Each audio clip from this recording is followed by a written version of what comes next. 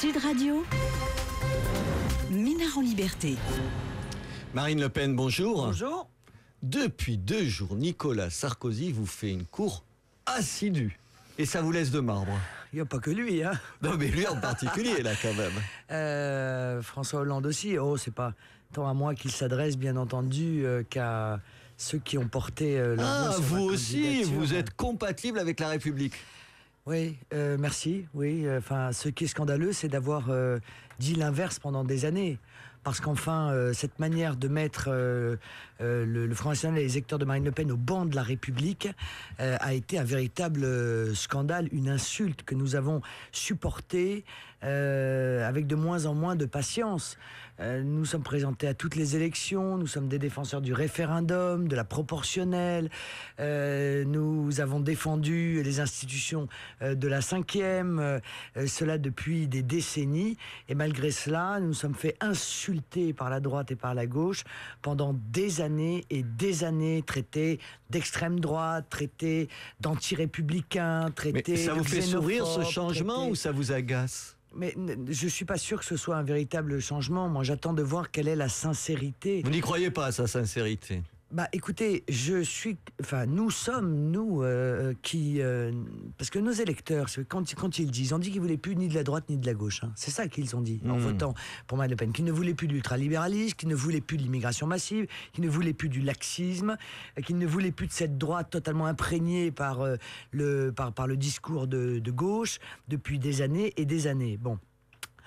Aujourd'hui, moi, j'entends des responsables de l'UMP indiquer qu'il faut voter socialiste aux législatives si jamais il y a un second tour entre les socialistes et le Front National.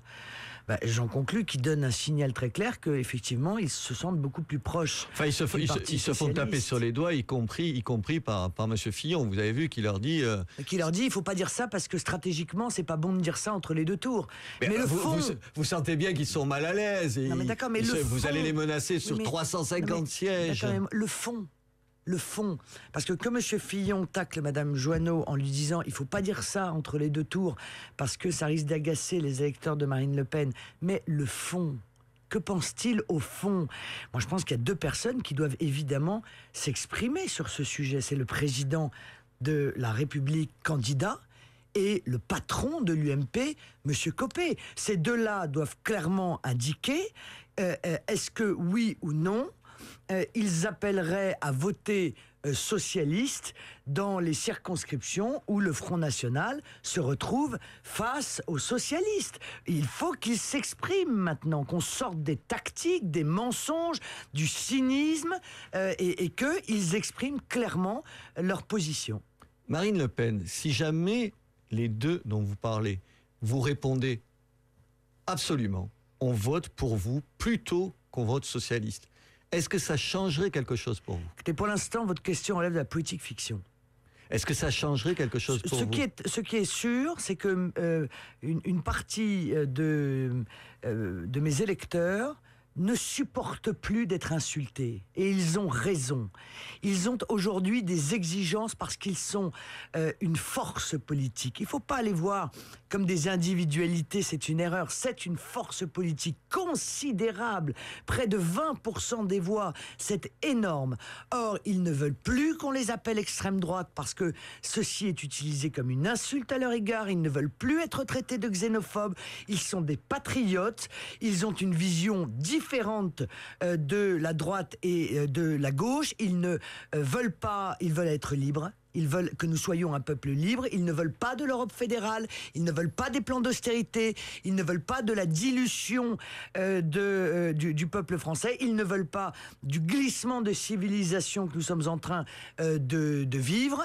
Or, aujourd'hui, j'entends une cacophonie inimaginable, une drague dont j'ai dit qu'effectivement, elle était très lourdingue. Alors, je pense qu'il y a un certain nombre de personnes qui doivent maintenant prendre leurs responsabilités. Je vous pose la question différente. Je parle de ceux qui sont évidemment Absolument, en lice. Je l'avais compris.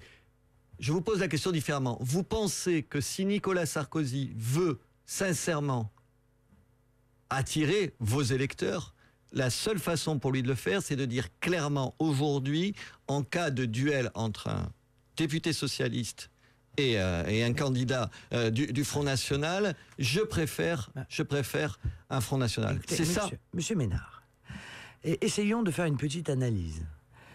Nicolas Sarkozy et ses troupes expliquent depuis 2 jours que le Hollande, c'est l'horreur de l'abomination de la désespérance. Bon.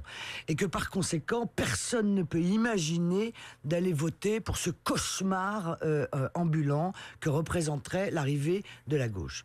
Et exactement dans le même temps, toute une série de responsables de l'UMP expliquent qu'entre un député Front National et un député socialiste, il faudrait faire élire un député socialiste, c'est-à-dire l'abomination de la désespérance. Vous croyez pas qu'il y a quand même quelque chose de problématique et d'incohérent? Eh bien, je crois qu'il y a un certain nombre de personnes qui, effectivement, auraient tout intérêt à exprimer clairement ce qu'ils pensent, parce que, pour l'instant, c'est incompréhensible.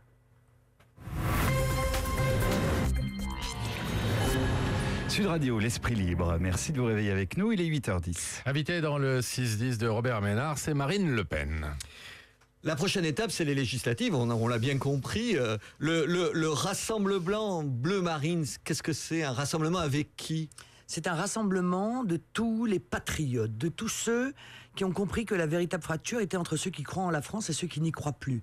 C'est-à-dire qui s'opposent à une Europe fédérale qui prive notre peuple de sa souveraineté, de sa liberté. Vous savez, monsieur Ménard, soyons clairs, les 2 candidats qui restent en lice ont un projet qui est un projet fédéraliste en ce qui concerne l'Europe. Ça veut dire qu'en réalité, ils acceptent de se priver eux-mêmes de la souveraineté que le peuple leur aurait accordée. Bon, ils sont donc candidats à la gestion d'un vague territoire,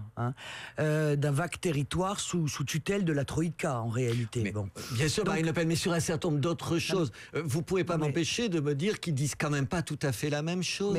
Mais monsieur, ils peuvent dire ce qu'ils veulent, s'ils n'ont pas le pouvoir d'appliquer leur projet, parce que c'est l'Union européenne qui décide. Sur le vote aux étrangers, c'est quand même pas pareil. Sur le mariage homosexuel, sur les peines planchées, ils disent pas la même chose. Permettez-moi, monsieur Ménard, de dire quand même, parce que moi je suis la voix, je crois, de la vérité, de la franchise. Monsieur Sarkozy était pour le droit de vote aux étrangers.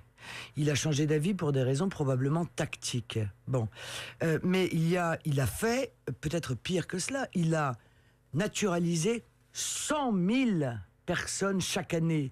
Ça veut dire que lui, il a fabriqué non seulement des électeurs, mais il a fabriqué des Français dont je dis moi qu'il les a fabriqués sans qu'il leur a accordé la carte d'identité sans exiger d'eux un certain nombre de critères auxquels nous sommes nous particulièrement attachés, et d'abord l'amour et le respect de la France. Donc entre vouloir donner le droit de vote aux étrangers et leur accorder une carte d'identité pour leur permettre de voter, je sais pas ce qui est le pire, honnêtement. Le rassemblement, c'est avec qui? Ça s'appellera donc Rassemblement Bleu Marine. C'est qui concrètement? Alors ce sont des gens qui viennent de la gauche patriote, de chez Chevènement. Ce sont des gens... Il y en aura? Bien sûr, il y en a déjà. Ce sont des gens qui viennent du souverainisme, et notamment le Ciel de Paul-Marie Couteau. Ce sont des gens qui viennent de chez Philippe de Villiers, des gens qui viennent de chez Nicolas Dupont-Aignan. Tous ceux qui, encore une fois, pensent que la France doit rester un pays qui décide pour lui-même, voilà, qui ne soit pas sous la coupe des banques, qui ne soit pas sous la coupe de la Commission européenne, à qui on n'impose pas une politique, parce que le peuple est souverain, légitime, seul, normalement dans son pays, dans une démocratie digne de ce nom. L'objectif, c'est quoi? C'est de casser l'UMP?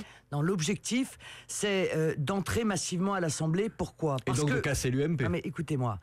L'Assemblée nationale va être le dernier peut-être espace de liberté, le dernier espace où on va véritablement pouvoir combattre les politiques ignobles économiques qui sont appliquées aujourd'hui à la Grèce, à l'Espagne, à l'Italie, au Portugal. Qu'est-ce qui s'est passé aux Pays-Bas? Monsieur Wilders, avec qui nous partageons, c'est vrai, un grand nombre de points communs. Et notamment le désir de retour à une monnaie nationale et le refus de voir la machine d'équarrissage des peuples se mettre en route dans nos pays respectifs. Eh bien, il vient de faire casser le plan d'austérité. Il vient parce qu'il a des représentants, il vient par son vote d'empêcher empêcher le plan d'austérité de s'appliquer aux Pays-Bas. Marine Le Pen, C'est ça qu'il faut faire. aux législatives, s'il n'y a pas d'accord, et il n'y aura pas manifestement d'accord avec l'UMP, si tel ou tel député de l'UMP aujourd'hui, il y en a un certain nombre qui se sentent menacés, en particulier chez moi, dans le Midi. Est-ce que vous êtes prêt à faire quelque chose avec eux? Ils peuvent venir vous voir, ils peuvent discuter, vous êtes prêt à vous retrouver? Écoutez, pour l'instant, monsieur Hénin, nous n'en sommes absolument pas là. Voilà, nous n'en sommes absolument pas là.